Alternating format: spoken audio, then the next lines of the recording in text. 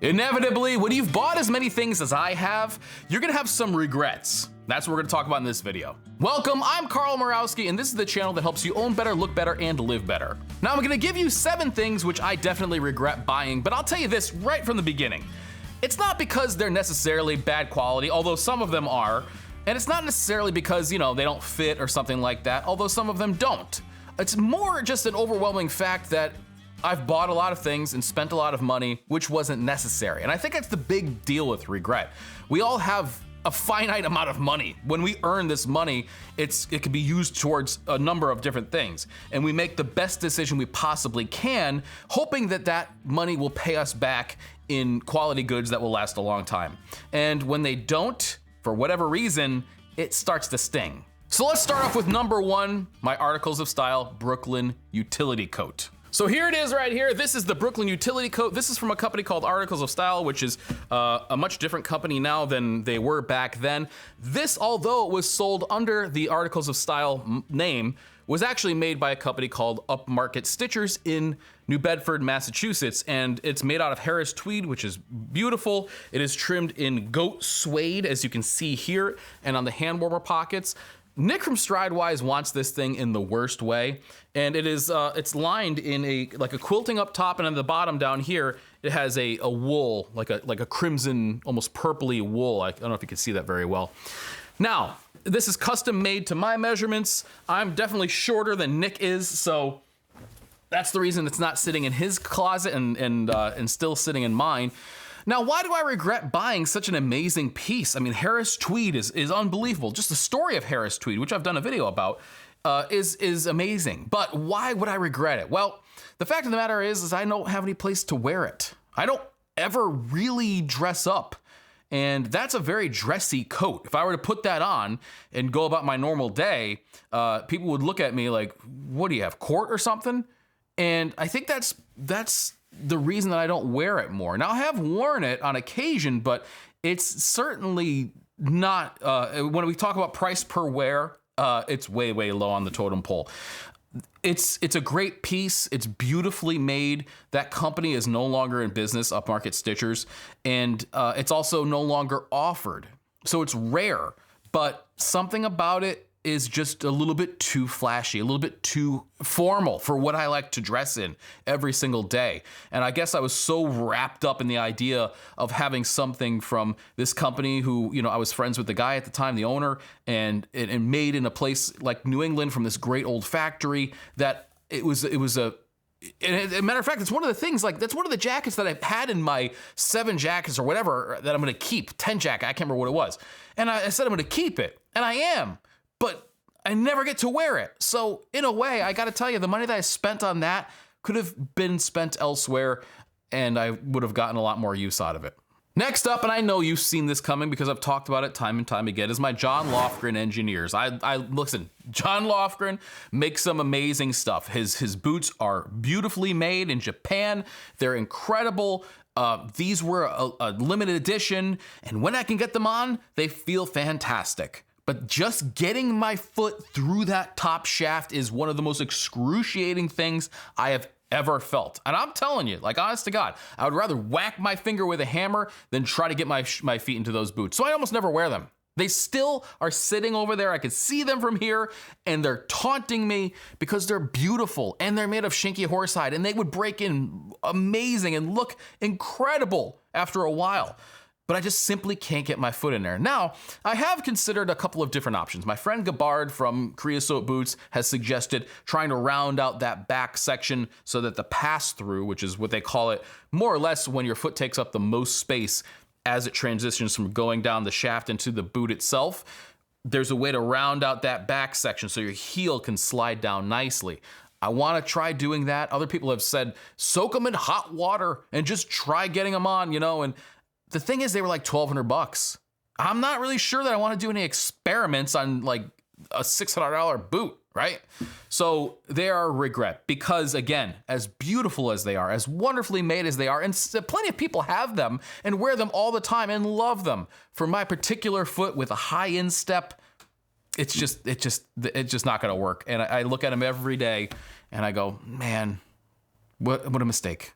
Next up from Gustin, I believe they were called their Japan Fire. Now these were very interesting because it actually had a red weft, if I'm remembering correctly, and the warp was regular indigo. So from the outside you had sort of a indigo looking normal jeans, but the idea was that the backside was red. When you turned up that cuff, it was bright red. It looked really cool. But as you wear them and your fades start, you will actually not only see the lighter color of the indigo as it starts to fade, but you'll also see some red fibers starting to poke through. I thought was going to be a really dramatic and very interesting look, but it's way too loud.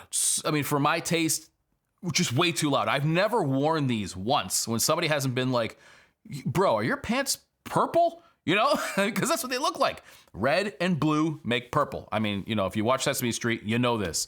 And it's just too much for me. I mean, to wear purple pants where they're like an iridescent sheen, it's just too loud for my taste. Now, I mean, I love purple. I mean, you know, it's a great color and everything like that, but I don't necessarily want my pants to be, you know, that loud, right? So I thought that I would like them. I've worn them a couple of times and they're just not me. And it wasn't an expensive mistake because Gustin is pretty affordable. I mean, around $100, but it's $100, $100. And it's $100 I wish I hadn't spent. Next up from Ironheart is my a green tartan ultra heavy flannel in the Western cut. This was my first Ironheart ever. And I'm gonna tell you right off the rip, I certainly tried to convince myself that this thing fit okay. I would put it on and I'm like, oof, little tight up here, you know? And I say, well, you know what, it's okay, it's thick. Maybe I just gotta wear it in, a little bit of, you know, heat, some moisture. I'll be able to stretch that thing in and it'll be better. It hasn't. It's too heavy, it's too thick. It has not stretched. And it sits in my closet now. I don't wear it because it's just too tight. I can't go like this without the snaps popping off. Now I have learned that the work shirt cut from Ironheart is a slightly more generous cut, especially in the upper chest area here. And so I've bought Ironheart shirts in that work cut, and it's much better than their Western, to me at least. It gives you $10 savings, so whatever.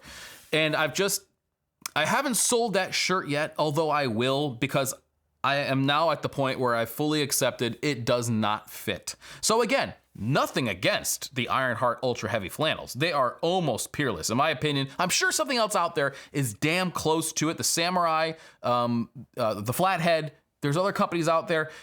The Ironheart Ultra Heavy flannel is very special. Anybody who has one of them knows this, but it just doesn't fit me. And so it's not for quality. It's my own ignorance and stubbornness in thinking that I was gonna change the way this thing fit.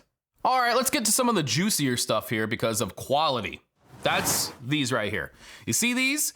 This is from a crap company called Shades Club. Now, Shades Club, originally I had backed them on Kickstarter, and the idea I thought was actually kind of brilliant because I love sunglasses, and what they would do is basically you would pay one annual fee, and you would get a pair of sunglasses every month, a different pair. And they promised that the sunglasses would be of a certain level or better. More or less what we're talking about is not like gas station sunglasses, right? Which are just like glorified safety glasses.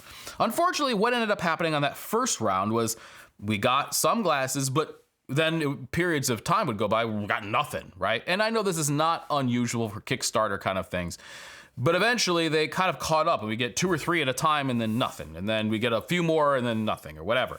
And it wasn't so much the ebb and flow of the delivery, it was the fact that they were all complete junk. So this is a pair of their aviators, which, I mean, can you hear that?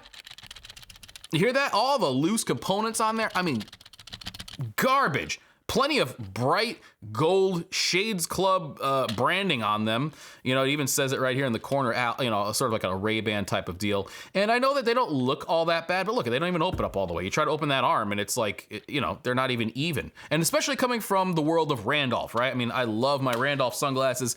They are my go-to. And I figured these would be good, not just to have a whole bunch of sunglasses, but I'm like, you know, to have some that you could put in your car, you can leave places, and it's not gonna just destroy you if you lose a pair of like $200 or $300 sunglasses. You have a pair that you can wear. We like to go tubing down the river, and oftentimes I'll wear something that I don't really care about so that if it gets splashed off my face, it's all right.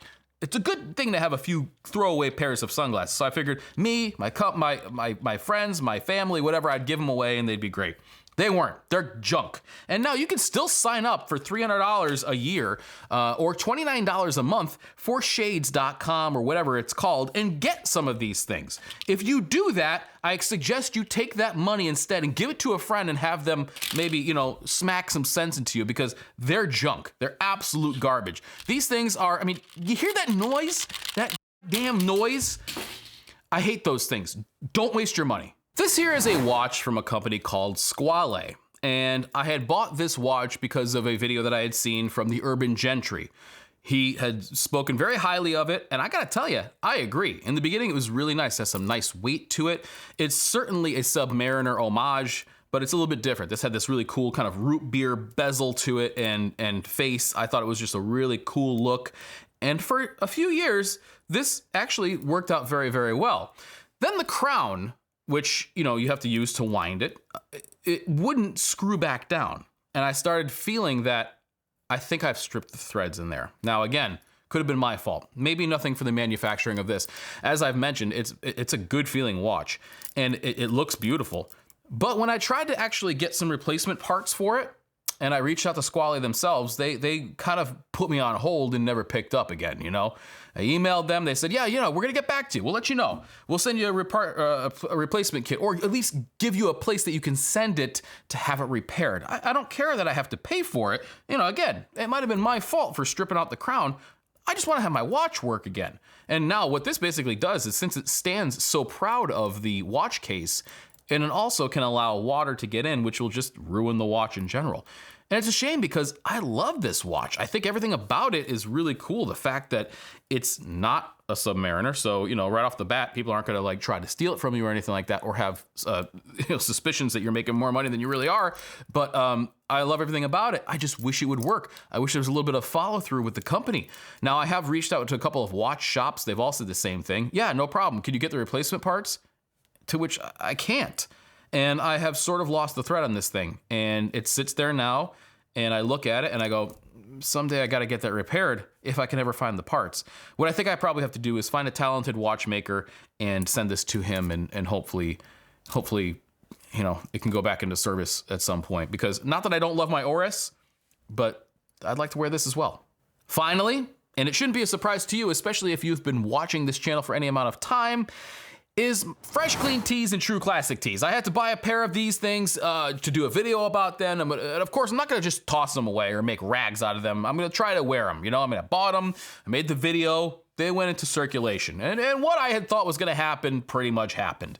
They did not hold up well to the wash-dry cycle with everything else. They started kind of falling apart. One of them, I don't remember which one, started to pill really badly around the neck here. I mean, I have pretty heavy stubble, and it could be murder on some shirts, but these just didn't hold up at all. And I had suspected as such, but I still had paid for them. And I was really getting upset that I wasn't even getting my money back out of them. So eventually, what I do with every t-shirt that starts to fail, I turned them into rags. The problem is, they weren't even good as rags. They were so thin that they really couldn't absorb very much. A lot of times, I mean, I like a good rag that can, you know, take some abuse, that you can use to tie things off or whatever. You know, and the use for rags is unlimited. And these things sucked as rags. So I think I might even have a couple of them downstairs, but I think I threw most of them away. I was just like, these things are just garbage. Certainly a waste of money. And I said as much in that video. So that should, again, it should be no surprise to you, but I bought them, I spent money on them,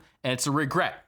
Although that video certainly told more people about how much junk they really are. So I think that all in all, it's probably a net positive. So those are my 7 regrets, but I want to know about yours because, again, I think that the comment section can be very valuable to people who are looking to buy something and not waste their money. So just like, you know, the Buy It for Life thread on Reddit, I love to hear about the things that people have bought which they thought were gonna be great, but then just fell flat on their face, because it can really help. You go on these websites and their reviews are bought and paid for. You go on, even like the stuff on social media that they'll post, the comments below that will be selected and they won't actually allow any true stuff to come out. So please use this as a forum to talk about the companies or the products that you bought, which you certainly regret. Doesn't have to be because they're bad quality, But maybe you bought something like I did thinking you were gonna wear it and you just didn't end up doing it. I'd love to hear your stories, and I think it'd be very helpful to other viewers as well. So if you do me the favor of leaving that comment down below, again, it could be a great resource a few years down the line for somebody who's discovering this video. Anyway, thank you so much for watching. I really appreciate it, and I'll catch you later.